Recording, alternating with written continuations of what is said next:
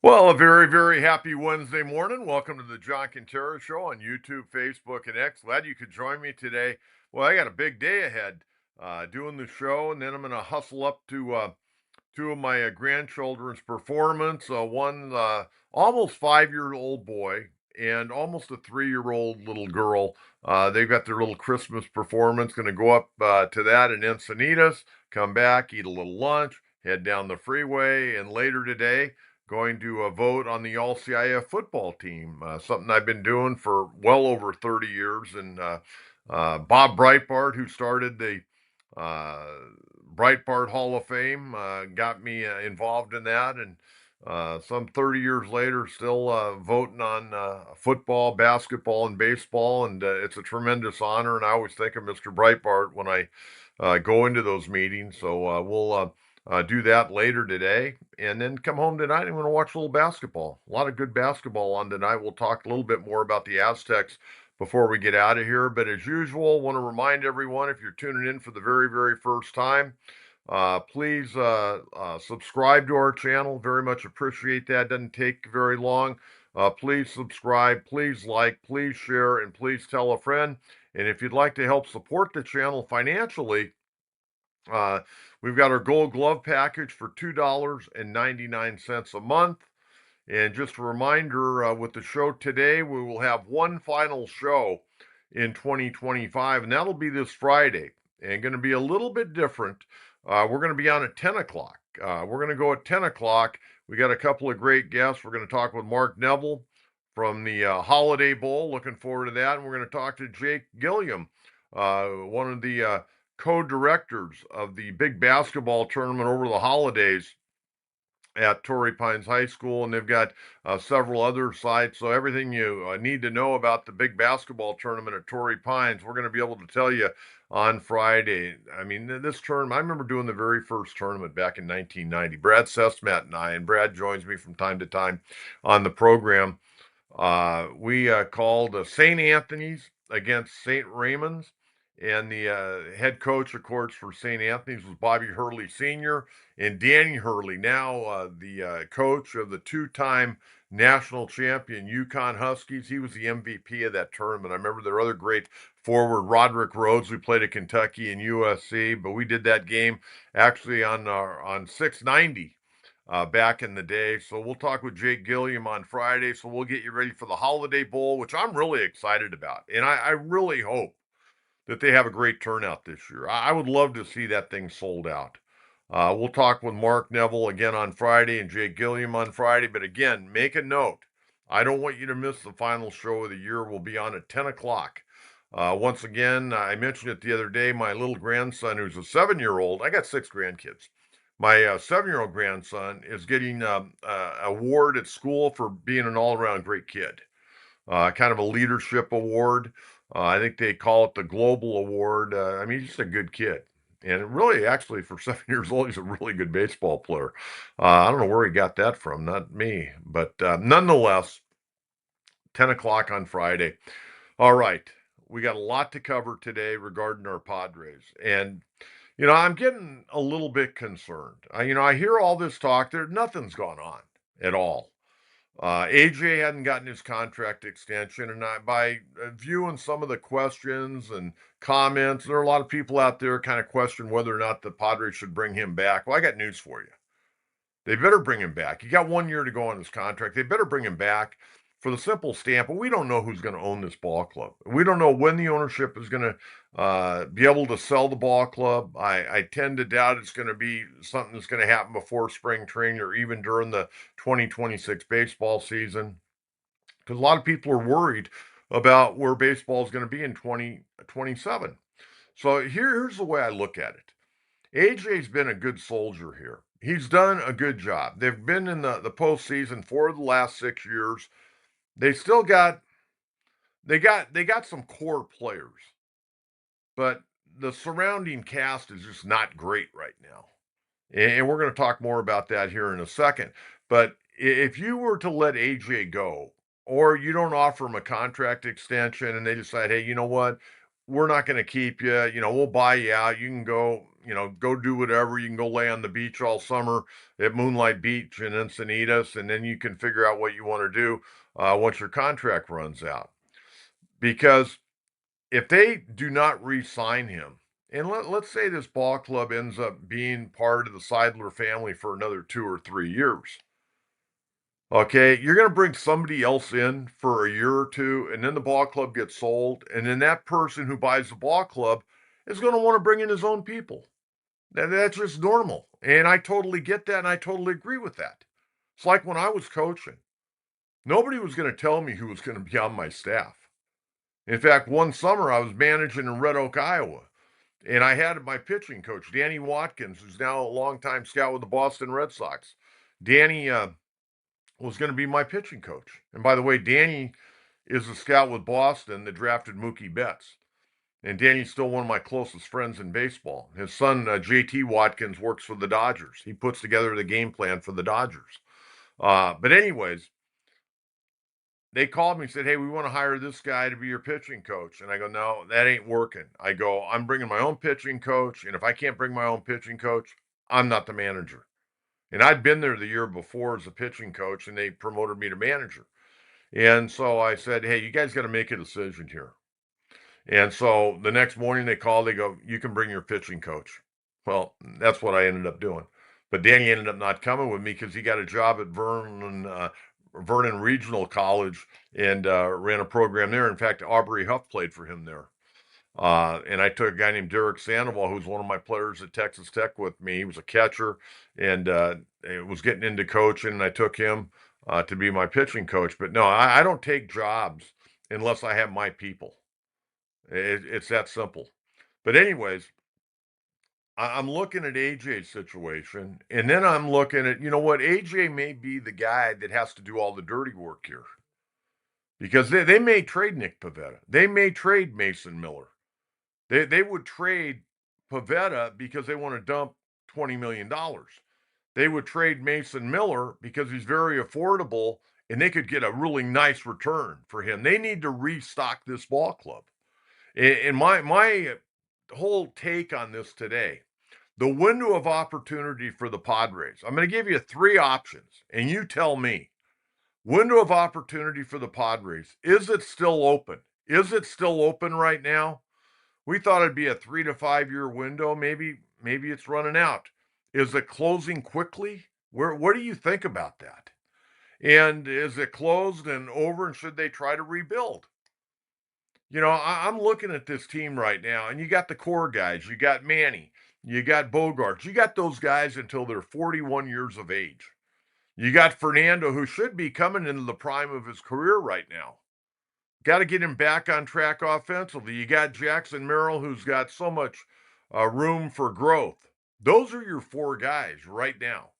You got a good catcher in Freddie Fermin. Can Fermin hold up to catching 110 or 120 games a year? I don't know. Never done it. He's always been a backup to Sal Perez there in Kansas City. I like Fermin. Everybody knows that how much I liked him. I was jumping up and down, clicking my heels when the Padres traded for him. I've been wanting to get that guy here in San Diego for about 3 years. And they finally got him, and he's going to add something. He's going to give him a little more offense than they had a year ago with Diaz and Maldonado starting the year. We still need a first baseman. I mentioned the other day on the program, Ryan O'Hearn is the number 1 first baseman still out there right now. I don't know if the Padres are going to be able to bring him back. And you want to move Cronenworth's contract. You move Cronenworth's contract, you trade Jason Miller and Pivetta. Are you going to be a contender or a pretender? So I'm throwing that out to you right now. Where do you see this ball club? And again, AJ may have to sell off some goods. I mean, I don't want to see Pivetta go, but I brought it up time and time again regarding Pivetta. Pavetta's a guy that can walk away. If he has anywhere close to what he did last year, which was a career year, I might add, he's going to walk. Because the following year, if he comes back, he'd make 14. The following year, he'd make 18. He's making somewhere between 19 and 20.5 this year coming up. So if he has a good year, he can walk away. Padres don't get squat for him. And I think the Padres would like to trade him. They'd like to, get some young, controllable arms. That's why they've been talking to the New York Mets. And I don't know where that's at. I don't know if they're still talking or not. It doesn't sound like it. Last couple days seems to be a little bit slow. But a lot of times when it starts getting slow, that's when they're really starting to get serious behind the scenes. But where do you stand as a Padre fan? And we're going to get out to your comments here in just a couple of minutes. But where do you stand? The window of opportunity for the Padres, is it still open, closing quickly, or has it closed? What should they do? You play general manager today. I love playing general manager. I love playing general manager. But I'm not the owner. I think we also have to look at this not so much from a baseball standpoint right now. We have to look at it from an ownership standpoint. I think every decision now is going to be looked at a little bit differently by the ownership because it's all about money. How much money can we save? How much money can we save? They don't want to spend. They don't want to spend. Okay? And they probably, as I mentioned there, they probably need to rid themselves about 20 to 30 million dollars. That's why you heard all those names of Morahone and Miller. Not that those guys are making big money. Adrian made 2 million last year and going to get a nice raise this year just because he had a great year last year. But I mean, if you could peddle Pavetta, I mean that's like $20 million off the books, and you'd get probably two or three guys that are making under a million. I mean, that'd be a basically a $17 million riddance if you could move Pavetta. But if you move Mason Miller, yeah, it'd devastate the bullpen. You still got a lot of arms down there. You don't have the dominating arm that Miller had. I mean, let's face it, Miller's one of the more dominating guys in all of baseball. Guy throws 102 to 104 miles an hour. Now, I don't know how long he's going to be able to do that, but I mean, he runs it up there awful good, and he got into a good groove here in San Diego. But if you trade Mason Miller, you're going to be able to get, because he's controllable for a few years, you're going to be able to really get some good young talent back. And that's what the Padres need. I don't know if they can win with Machado. I'll be honest with you. I think Machado's a really good player, but he's never done anything in the postseason. I mean, he's a 209 career hitter. Fernando had a rough playoff last year, but he's proven he can get the job done in the postseason. Bogarts has got a couple of rings from Boston. He's not the same player. Let's be honest. He's not the same player. Just not the same player. And Jackson Merrill, just a young guy getting his feet wet at the big league level. Hopefully, the injury bug doesn't bite him again this year, and hopefully, he's not one of those guys like Kyle Tucker who's been hurt the last couple of years. Hopefully, Jackson can stay healthy. Don't go head first into second base or any of the bases anymore. Slide feet first. Keep yourself in the lineup rather than on the IL. So, I want your opinion on that. I really want your opinion on that. Okay, we got to get to Yu Darvish. Kevin Acee wrote a great article on Sunday. I mean, it was like a book on Craig Stammen, and I talked about it Monday. But yesterday in the paper, Union Tribune, really nice article by Kevin. He went out to an appearance at the Ronald McDonald House that Yu Darvish was at, and Darvish, talked. And you read the headline yesterday. End of the line question mark, and then the subtitle: Padre starter Darvish not sure if he will pitch in the big leagues again. Well, he's 39 years of age. He's had a hell of a career. He's won between the big leagues and over in the Nippon Professional Baseball League. He's won 207 games. The guy just in the United States has made over $220 million, let alone what he made in Japan and what he's made in endorsements. The guy, he can ride off into the sunset. I saw his one son that pitches at Cathedral Catholic signed with UC San Diego. Coach Newman got a really good right-handed pitcher. And Yu Darvish is a family guy. And I would ask you this: what do you do with Yu Darvish? They're talking about. Remember, he's got 3 years left on his contract. He's under contract through 2028. This coming year, that he can't pitch because he had UCL surgery, um, making 16. The following 2 years, 15 and 15. He's not going to pitch.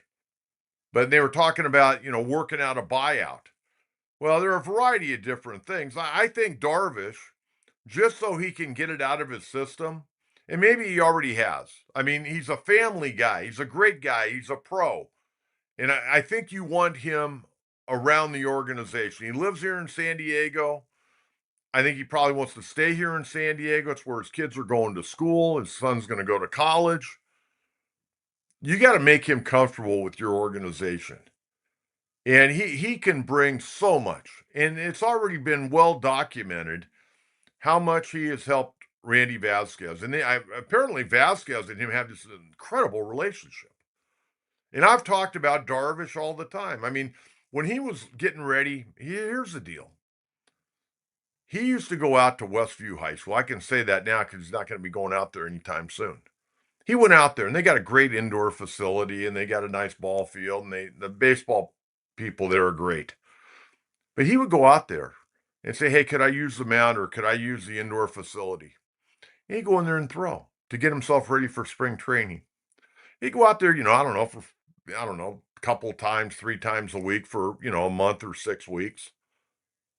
And then, unbeknownst, he would write them a nice check. And I'm not going to tell you how much he gave them, but it was in double figures. And he's that guy. He's a good man. And I want to see Yu Darvish stay with this organization in some capacity. So if you're going to negotiate a buyout, I want to make sure that he's happy with the buyout. Now, I would also say, because you got him under insurance, I would imagine, he's going to rehab all this year. Pay him his $16 million. And then he announces his retirement and he forfeits the final $30 million. That's easy for me to say, right? But you give him a job in the organization. And hey, what do you want to do? How would you like to help our organization? We want you a part of this organization. So I mean, he was going to miss all this year anyways. He's going to rehab. He's going to be coming to the ballpark. He's going to be, around the ball club a lot. And I'm sure he wants to go out and watch his kids play ball or do whatever activities. He's a good man. Now, remember in the 2024 season, he was hurt and then he took a personal leave. He forfeited $4 million that he could have accepted, but he goes, you know what? I need to take time off for my family. And he forfeited $4 million. So I don't really care how they handle this Darvish situation as long as they don't screw it up, because they're going to watch their pennies. I want this man taken care of. And I know he's made a lot of money. I know he's a generational wealth, but he's a good man. He's been a good soldier here, and he's trying to help the ball club in any way, shape, or form he can. And I want to make sure that if he's going to exit and not pitch again, I want to make sure that he leaves the playing ranks to stay with the organization and everybody's happy. I want him to be happy because I think this man, number one, he's a good human being. And number two, I think he could add a lot to this organization in a variety of different ways. I mean, he's a pro's pro. I remember the story when he pitched at Dodger Stadium one night. He got in his car and hustled home and started getting ready for his next start. Doing all the things you need to do to get ready. The guy was a craftsman and had a hell of a career in both in Japan and the United States, and he's a good man. So that's my take on that. I just want to see if he's done pitching. Let's handle him the right way. Okay, I got to pull this up because it came down just before I got on the air today. And the Padres have announced their 2026 coaching staff. And I'm going to read it to you. And we'll get you all the information. Man, I'll tell you what, they have got more coaches than Carter has pills. I don't know what all these roles are. It's crazy. But Craig Stammen announced this morning. As we know, Ruben Niebla coming back as the pitching coach, and he'll also have the title associate manager. The bench coach, Randy Knorr, former Washington Nationals coach, a guy that caught in the big leagues for a lot of years, managed in the minor leagues. Steven Sousa Jr., the hitting coach. Ben Fritz stays on as the bullpen coach. Bob Henley, another guy that's been around baseball for a long time, coming in as the third base coach. David Macias will return at first base coach and outfield and base running instructor. Mike McCoy, local product, staying on as the assistant hitting coach. Pat O'Sullivan, assistant hitting coach. Raul Padron, a hitting instructor. Man, they got 4 guys. I don't know. I wonder if they're all on the same page hitting wise. Yeah, that's a lot of guys who work with hitters. Vinny Lopez, field coordinator, outfield, and base running instructor. Nick Punto, the former big leaguer, going to stay on as the infield coach. Ryan Goings, infield instructor. Kevin Plawecki, the former major league manager or major league catcher, going to be the catching coach. Peter Somerville, game planning and pitching strategist. Herberto Andrade, bullpen catcher and coaching assistant. Chris Apachea, coaching assistant, pitching. Alan Craig, special assistant, major league staff and baseball operations, and the former Dodger A.J. Ellis, special assistant, major league staff and baseball operations. Alan Craig, of course, played with the St. Louis Cardinals, and A.J. Ellis, as mentioned, was the personal catcher for Clayton Kershaw. Both Craig and Ellis have been with the Padres now for a number of years. So, man, they got a lot of guys. A lot of guys. 4 hitting guys. That's crazy. I wonder if they're all on the same page. To me, that's too many. That's just too many. But hey, that's my take on it. Okay, let's get out. I want to get to a lot of questions. Hey, I've thrown out a lot for you today. I've thrown a lot out. Where is the Padres window of opportunity? Is it still open? Is it closed? Or is it closing quickly? Where are you at? Where are you at with it? Is it still open? Hey, they've won 94 and 90 games back-to-back years, but man, losing that starting pitching staff, where are they? Let's get out and hear what you folks have to say today. Carl, Coach, Padres should make Miller and Morejon starters. You want your 2 best pitchers to be starting pitchers. They'll pitch around 120 innings instead of 60. Relievers are a dime a dozen and cheaper. Carl, here's my take. I would buy that with Morejon because I think when the Padres, signed him as a young kid at 16 years old and they gave him $11 million, they were looking at him as being a starting pitcher. Mason Miller, I'm not going that direction. I want to keep that guy healthy. The reason I say that is what he throws at 100, 104 miles an hour. He can't go out there and make 32 starts or 33 starts. There's no way he'll break down. Innings are going to kill him. Appearances won't. Coming in and inning here, inning there. You figure he ought to be able to throw about 4 innings a week. I mean, that's if you're in position to win a ball game. He ought to be able to 3 to 4 innings a week, I would imagine. You try to get starter out of him. I think you're barking up the wrong tree. I really believe that. I just don't think he could last. I think he'd break down, and then you're going to have him for nothing. And who knows, he may need to have surgery. So I would rather see him stay in the bullpen. Not only that, when you've got a guy like Mason Miller, do you realize what that does to the other manager and the other team when they know that, man, they better get a run in the 7th or 8th because they got Miller coming in the 9th and the guy's a lights out closer. I mean, wipes you out. And I think that when you take a look at that Padre bullpen, with the guys they have, I mean, they're really able to shorten the games. They're able to make it some nights a 5-inning game, other nights a 6-inning game. And then you go to that bullpen and you start running in different guys. And I know Jason Adam won't be able to start the year coming back from that devastating leg injury, but at some point in time, maybe by the All-Star break, we'll get him back. And it's going to have to knock a little rust off. There's no question about that. Probably have to make some starts down in the minor leagues. And what I mean by starts is normally when they send those guys down to the minor leagues, they start rather than have them sit around all night. They come in and they're ready to roll as a starting pitcher, and they only throw the 1 inning. But Morejon, I would be fine with that. Mason Miller, I think if I was running the organization, I'd shy away from that. That's my take on it, Carl. But I get what you're saying, but I'm concerned about his health long term. He made a couple of starts early in his career with Oakland, now whatever they're called, the Athletics, and he started having some shoulder issues. So that's when they decided to put him in the bullpen. And I don't think I want to revisit that. I think I want to keep him where he's at and where he's really proven to be a star. But thank you very much, Carl. Good and have a great holiday as well.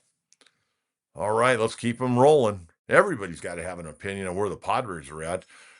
Chrism, coach, the Dodgers are destroying baseball as they have 1.06 billion in deferment contracts to 9 players, paying till 2047, then stack their roster with current contracts, creating a super team not good.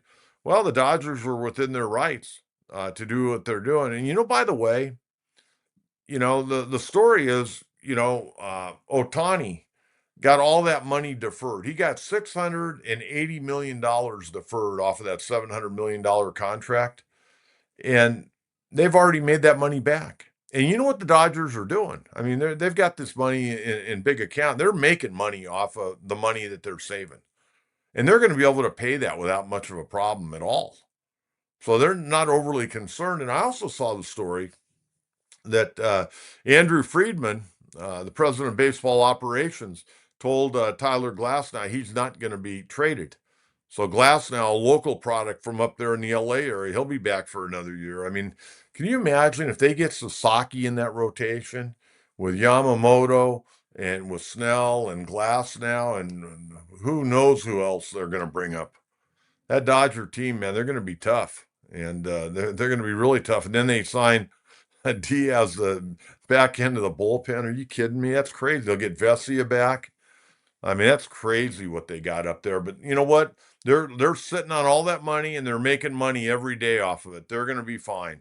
I don't think they're too concerned. I mean, they can't be concerned. Hell, Mark Walter went and bought the Lakers, so he owns the Lakers and the Dodgers. It's crazy, unbelievable.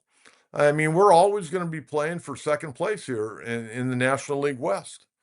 The Dodgers got it going. And the other thing about the Dodgers, yeah, they make mistakes. They're like every other ball club. They make mistakes, but you know what? They have some high character guys on that team.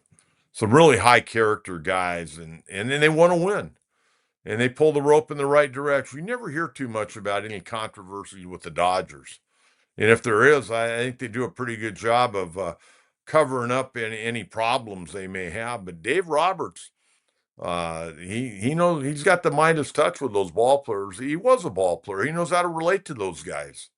And not easy, man. You got some high profile ball players in that clubhouse. But they're good character guys. And you don't hear a lot about any guys bitching, moaning, or complaining about one another. But I think the Dodgers are doing just fine. I don't think anybody should be concerned about them being able to pay their bill of over $1 billion for those players that they have on deferred money right now. They're making money. And I mean, the money that Otani brings in and Yamamoto, I mean, it's crazy. It's crazy what Otani brings in. I've talked to people that have gone to Japan, and they say you can't walk 2 blocks without seeing something with Otani on it, whether it's a billboard or his name. I mean, it's everywhere. It's crazy. Chrism, thank you very much. Appreciate that. All right, what else we got here? Robert, coach, great show. I believe it will be a mini rebuild. Need to trade Pavetta and Cronenworth. Hope team is sold soon. Keep Miller and need to sign O'Hearn. Have a Merry Christmas, coach. You know what, Robert? I think that you hit it on. I think Pavetta goes because you got to save money. You can save more money by moving Cronenworth. You can get a young guy to play second base that can run a little bit and play good defense. I think finding a second baseman is a lot easier than finding a shortstop. And it isn't like Cronenworth killed the ball last year. He hit like 247 and hit 11 home runs. They were expecting him to be a 20 home run guy, not even close. Keep Miller. I'd like to keep Miller, but if you want to get some pitching, you probably have to trade him. You'd get some young, controllable arms.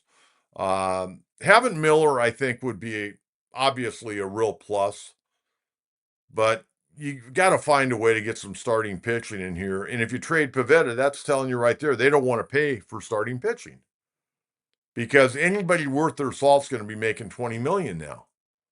I mean, I'm anxious to see, and they said Michael King could be signing any day now, either with Baltimore, Boston. I think he goes to Boston or the Yankees. I mean, he's got a lot of friends, fan, went to Boston College from Rhode Island. I think he probably wants to go to Boston, but and they're saying it's getting close. But maybe Baltimore will overpay a little bit, or maybe the Yankees will overpay. But I think he'd probably like to go to Boston. But I'm going to tell you what, he'll have to pay for some tickets because I think when the Padres were there last time, he had to pick up the bill on about 40 tickets. He got a lot of friends and family in that New England area.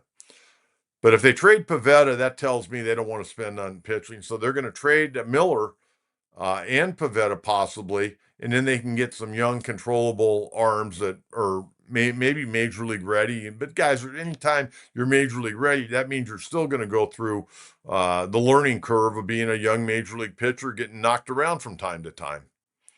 So that's my take on that. I'd like to see O'Hearn come back because I think it gives you a legitimate first baseman. I guess the backup plan right now would be Gavin Sheets. Gavin Sheets will probably be the DH. He can play a little left.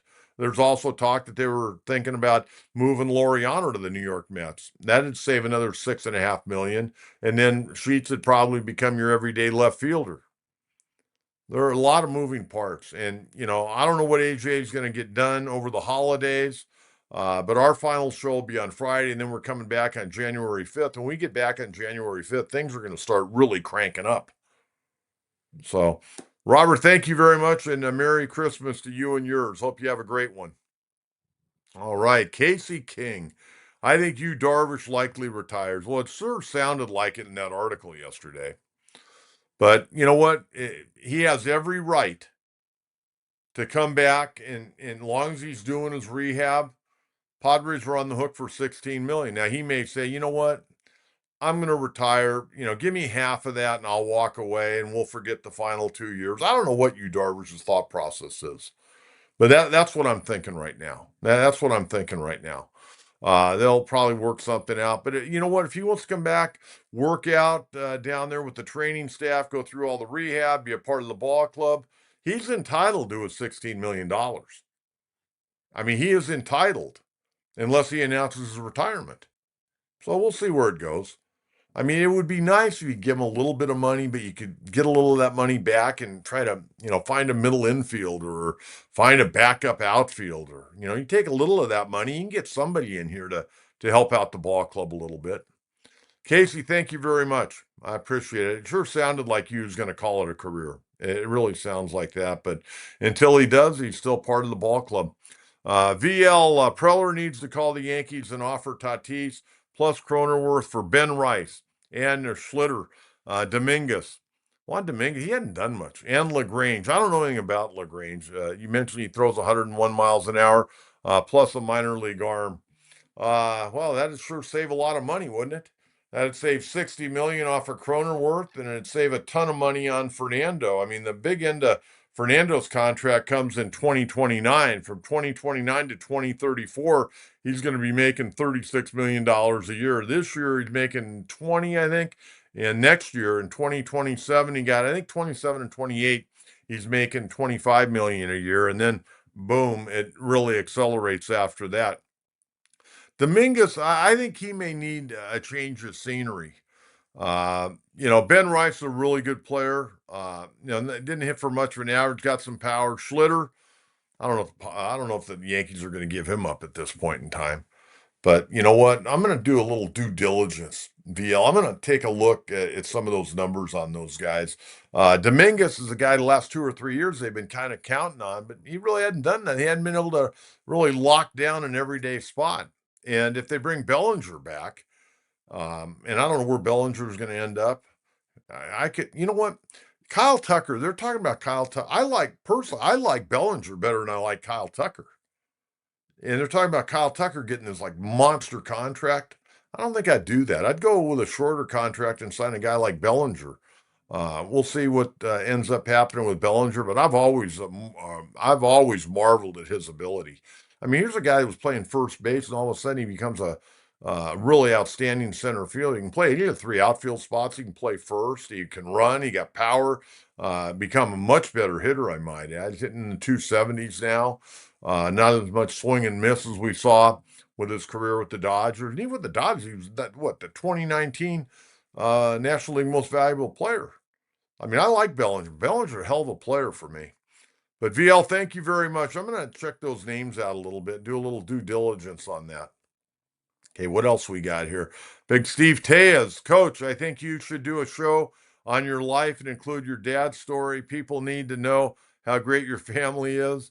I know they were so great to me. So much respect to your family. Well, Steve, thank you. And I was just talking about your mom the other day and the great tamales she used to make. Man, I can see your mom in the kitchen right now making those tamales. Your dad actually played for my dad on fast pitch softball team, and you and I have a great history together from little league to high school to college ball.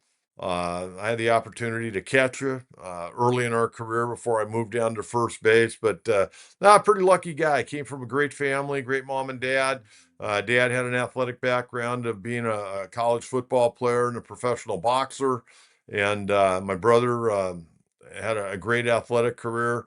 Went to San Diego, is a track runner, football player, wrestler. Went to Palomar, got a scholarship to play defensive back at the University of Arizona, then eventually ended up becoming a San Diego County sheriff for 34 years. And he actually was real good friends with Tom Dempsey, the great field goal kicker. And in fact, Tom introduced my brother to his wife when they were at Palomar. So they stayed lifelong friends. But Steve, thank you very much, my friend. Hopefully, you and the family have a great holiday. And if you're down in the area, you know how to get a hold of me. I'd love to see you. And we get next summer, Steve. We've got our 50th class reunion. Believe it or not, 50th class reunion at Torrey Pines, the first graduating class at Torrey Pines. So I know you'll be coming down for that. We're gonna have a lot of fun. That's gonna be a 3 day get together. And we'll look forward to that, seeing a lot of old friends that have moved away from the area. Steve, have a great holiday, my friend. Great to have you on the program as always. All right, let's keep it going. Norm, do you think the likely work stoppage in 2027 has any effect on this offseason, including the length of contracts being offered to free agents? You know, Norm, I think that's a really good point. I think every team is probably going to deal with that a little bit differently. I was going to use the word attack, but I don't know if any of these owners want to attack anything. Um, I think it's going to be very interesting. And I think when it's all said and done, guys like Scott Boras are going to get irritated because maybe the guys they're representing aren't getting the contracts he thinks they should get in length. I'll tell you what, any pitcher that's 30 years of age, I'm not giving them a 7 or 8 or 9 year contract. I'm just not doing it. And you know what? Therefore, you got to develop your own guys. You know what? The Dodgers, they develop their guys. And we got good coaches in our farm system with the Padres. We just got to keep working and push these guys a little bit harder. Not to push them to where they're going to get hurt, but get them in the best condition they possibly can. Don't baby them. You got to go out and work. There's no easy road to becoming a great ball player other than going out in the hot sun and working, taking the ground balls, throwing your bullpens, working on getting behind the ball in the outfield and have that momentum going to the infield to make a good strong throw. You got to work and you got to get out there and be in condition and push yourself a little bit. But we got to continue to develop players in the Padre organization. That's so important. And you got to get guys to believe in themselves. I mean, that's a big part of it. You'd be surprised how many ball players second guess themselves on a daily basis. It's so hard. It's so hard, man. You go 0 for 4 or 0 for 8 or you're 1 for 20. I mean, it's hard to sleep. It's hard to eat. You drag your rear into the ballpark. You pull on your uniform. You got to go out and get ready to roll again. You got to be able to turn the page. The guys that can turn the page from going, 0 for 4 to 0 for 8 to 1 for 12 or 2 for 24, you got to come in with a new attitude every day, and it's not easy. But you've got to be able to do that. And you got to teach young players down in the minor leagues that, hey, you know what? Those are 20 at bats out of the 400 at bats you're going to get. Wash them away. Let's get back to work here. Okay. You want to give yourself an opportunity to have success at the plate.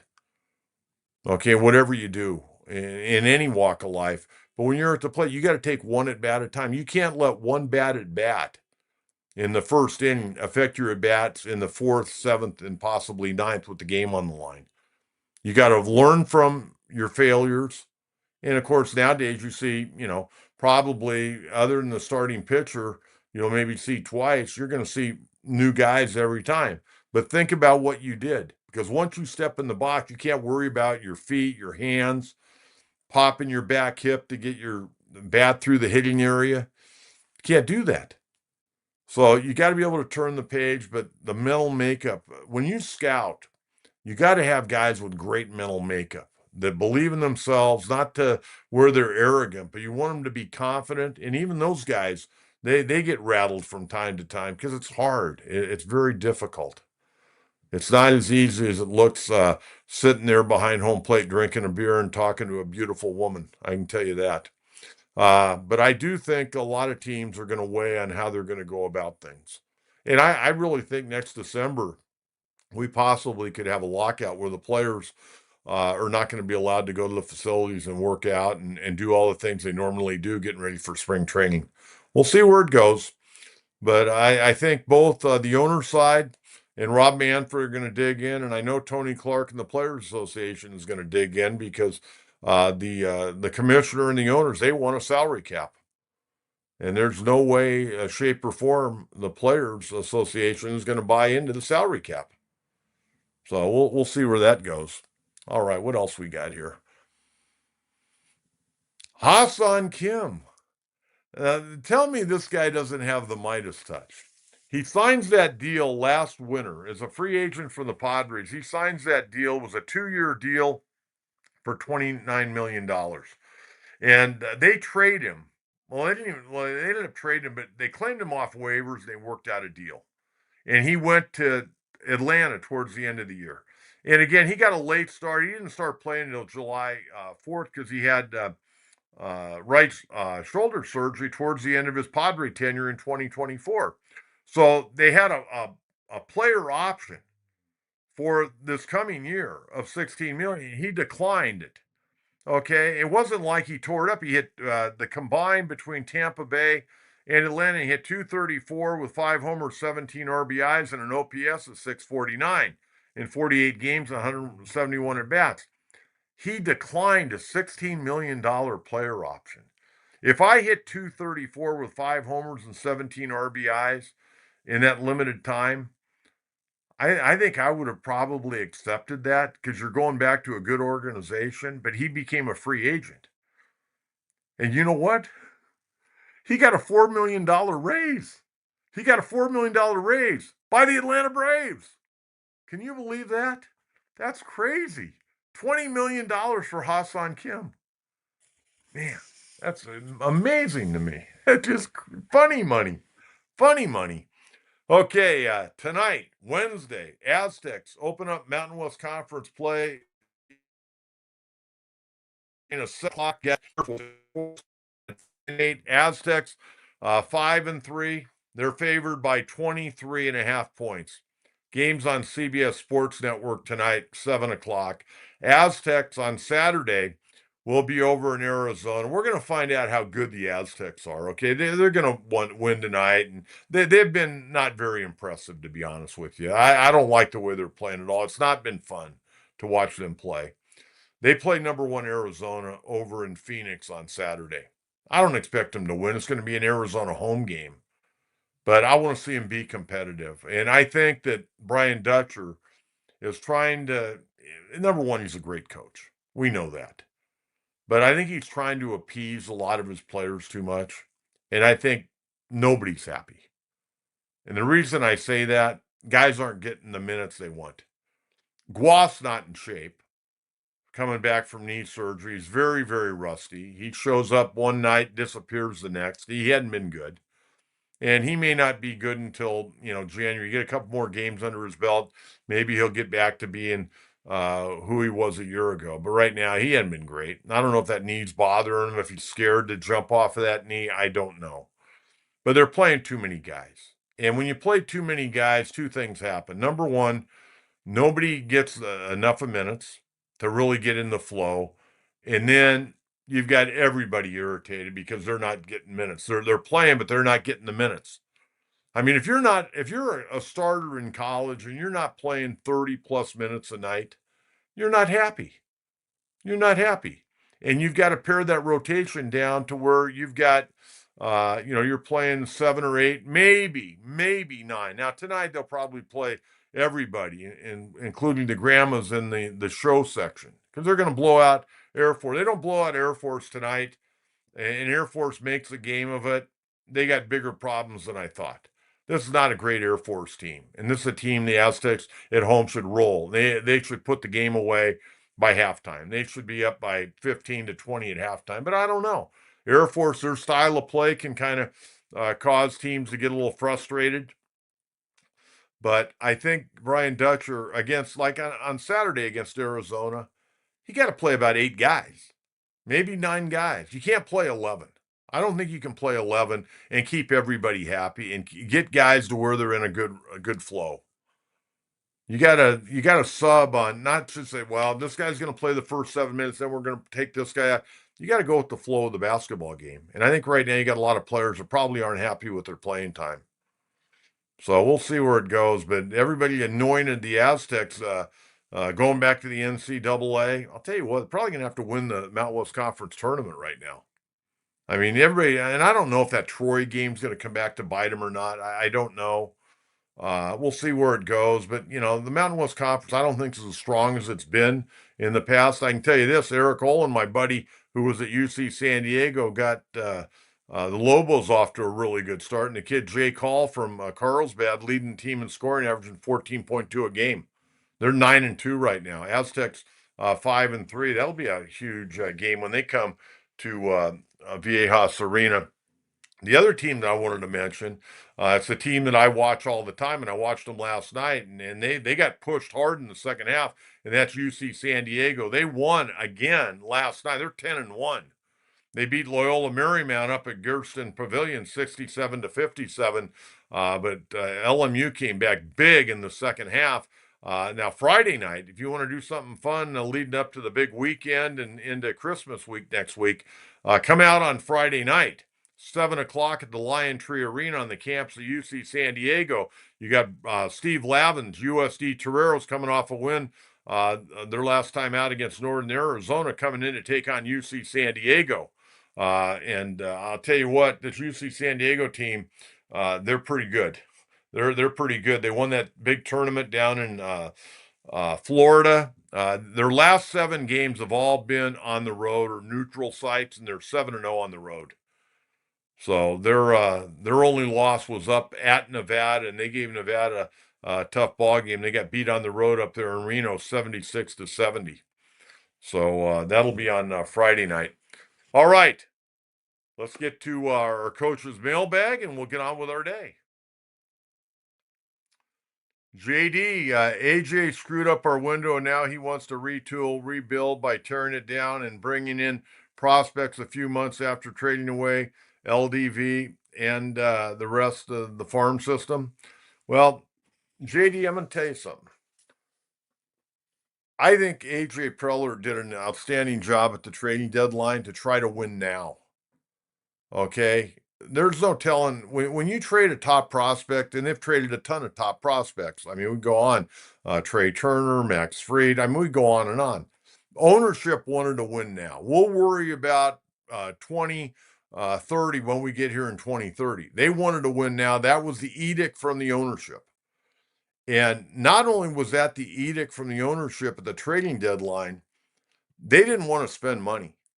I think with all the moves they made, bringing in Laureano, bringing in Hearn, going to get Mason Miller, getting J.P. Sears, bringing in Freddie Fermin, I think they took on about 1.5 million, somewhere in the neighborhood of 1.5 million.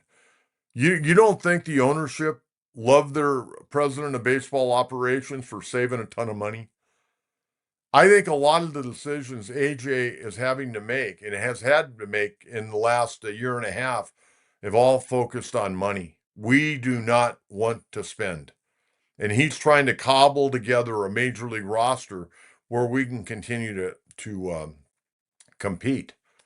So don't blame AJ for everything. I mean, there's some things you could blame him for. There's no doubt about that, and I'm not going to discount that. But you know what? There's no general manager that's perfect.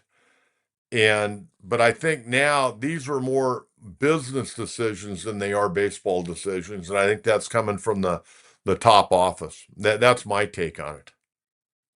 Thank you very much. Good to hear from you. Happy holidays. All right, Justin, do you think the Padres will get a big trade done before spring training? I don't know. You got to find a good dance partner. That deal with the Mets sounded pretty good because it sounded like you had a chance to get at least two, if not three, pretty good young pitchers and maybe a couple of good position players. And, maybe they'll revisit it before Christmas. Maybe they'll revisit it after the first of the year. Padres are going to make some kind of trade. They have to. I mean, they need starting pitching. You can't go to camp with what you got now. I mean, hell, we'll be down there one spot above the Rockies in the standings. Arizona's going to get better. Giants are going to get better. Dodgers aren't going away. I mean, we very well could end up in fourth place next year. Nothing would surprise me. Got to get some starting pitching. That's my take on that. But they're going to be a trade. I just don't know if it's going to be a blockbuster type trade. I'd kind of like to see that. Kind of stir things up around here a little bit. Okay, what else we got here? User 42743, hoping Tatis doesn't get traded and gets his energy back at the plate. Miss the old Tatis. Now, here's the deal. I'm willing to give Fernando another year to see if he can show up and start showing some leadership qualities and make it more about the team than, whether or not he's got his head down or how he's feeling today. I don't really care. Show up and be a good teammate and play your ass off. He didn't do that last year. I mean, he played when he wanted to play. I mean, he's like the faucet. He turned on and off. I want a guy that shows up every day, excited about being a Padre, excited about going out and beating people. I don't want to see guys moody. I mean, he's going to be 27 years of age, for crying out loud. Let's grow up here and let's get after it. And I don't want to really talk about Fernando and his great defensive ability. I want to talk more about Fernando hitting that bomb last night, or Fernando going 3 for 4 and stealing 2 bases, or Fernando driving that ball in the right center field gap and getting a great triple. I want to talk about his offense. We don't even talk about his offense because his offense wasn't very good, even though he hit 25 home runs last year. You can talk about his walk rate being up, his strikeout rate being down. Do damage. Do damage. You're not paying this guy to be a banjo hitter. He had 25 home runs. Great. But he can do better. And he can play with more fervor and more enthusiasm. I mean, there were times last year where I'd go, what's wrong with this guy? I mean, what is wrong with him? And maybe there was something wrong. Maybe he's having a personal issue. I don't know. But when you show up at the ballpark, man, you got to play. Once you walk in that clubhouse, until you walk back out of that clubhouse, you got to lay it on the line. It's that simple. And if you're not ready to play that day, then you tell the man, hey, I'm not mentally ready to go. All right, user, thank you very much. Appreciate that. All right, folks, that's going to do it. Man, great show today. Good questions. I think I threw out a really good topic. Now, remember on Friday, we're going to get on later. We're going to do the show from 10 to 11. It'll be our final show at 2025.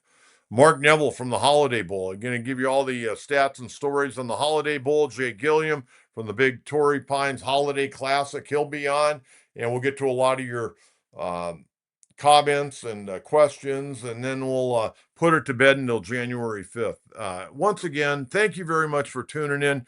Please subscribe, please like, please share, please tell a friend.